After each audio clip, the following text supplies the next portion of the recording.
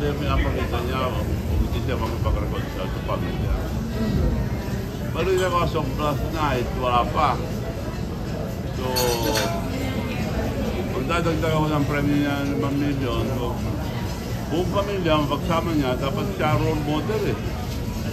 So you mean, Gob, bukod sa 5, magiging 10 na po or yung 5 pa rin? 5 pa rin. Okay. Taglong 5. Okay. Nakusap niyo daw po. So ano po? Paano niya kausap ko lahat sila? Nanay, tatay niya, mga kapatid niya. Siron niya, kapatid niya ron niya sa makontak. So, nag-iusap ako kay Kaloy, kung marinipan niya. Pamilya mo muna dahil wala ka naman dyan kung hindi sa kanila. So ako, hindi sana nakuha mong gold ako. Yung bibigay ko 5 million, dagdag lang.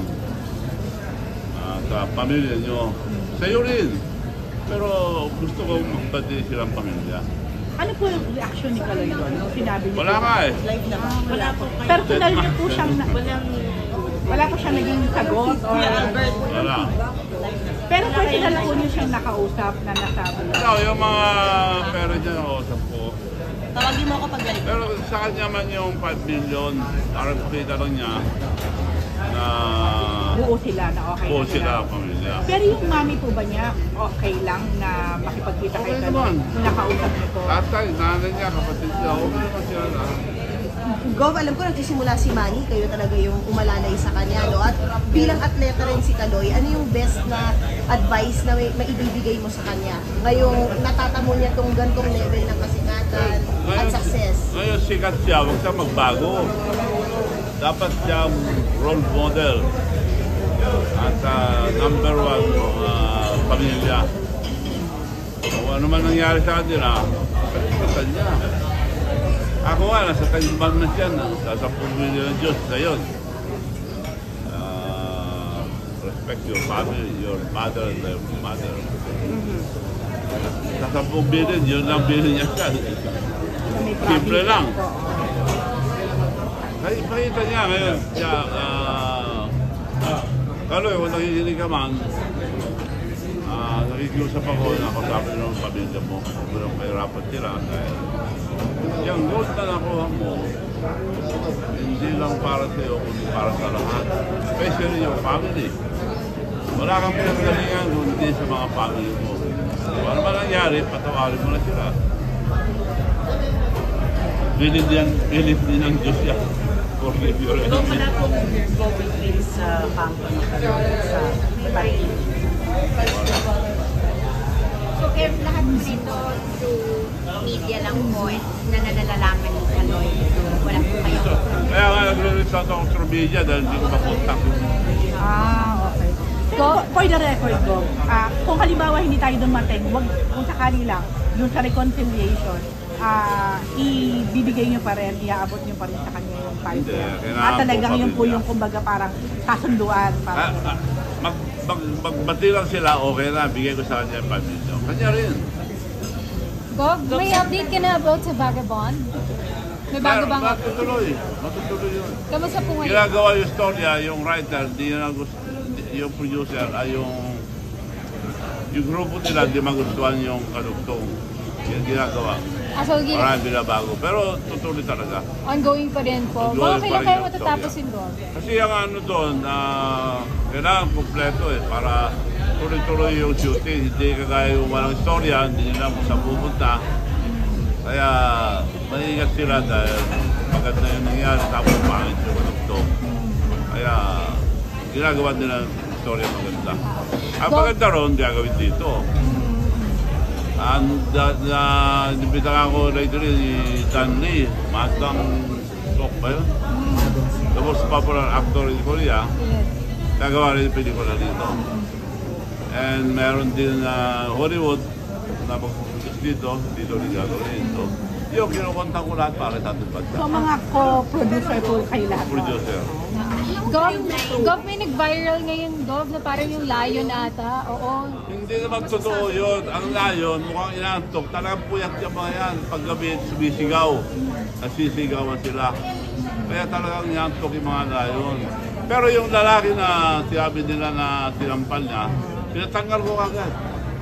Hindi lang isa yon, mortal sin sa balawarte sa akin yan pag kami nagbangkrato ng ano. Sabi niya, laro lang naman niya yon, sabi niya. Hindi naman niya sinaktan. Oh, pero pinatanggal niyo na. Tanggal agad. Kamusta po ba yung mga ano po doon ngayon? Kamusta po yung mga animals din po doon, yung mga alaga po doon? Yung mga alaga din po ngayon po doon, kamusta na rin po? Mabuti naman lahat sila. Awa ng Diyos, wala pang kinakain ng tao.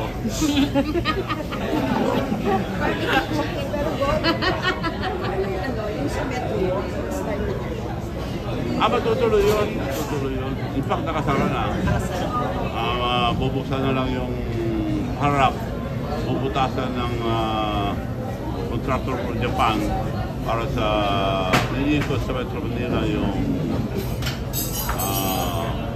ano ba tawag doon? Yung subway. Doon sa harap ng Metro Manila. Gobang ilang, ano nyo na po ito, brand ng BBQ chicken? 11 11 But apparently ho, ang franchise niyo po 300 ang kailangan niyo i-build over 5 years. Wag pagkasalay na yung mga na-trend dito. Kasi dapat training sa Korea dahil meron silang Chicken University. Parang McDonald's University, mag-aaral ng mga franchisee, mag-aaral ng mga chef. Pero hindi na ito, magastos ka ako dito na lang. Kaya sinasali naman dito bago kami pumunta sa mga probinsya. Gob, babalikan po ako sa kay Kaloy saglit. Kasi marami pong nagko-comment, nasusulat na, kumbaga nanalo na nga po siya. Nagbigay na siya ng karangalan sa bansa. Pero bakit daw parang hindi nang masyadong napapansin o naha-highlight dahil dun sa issue niya sa pamilya. Kayo po, ano yung stand niyo doon? Yun nga ang pinagtataka ko.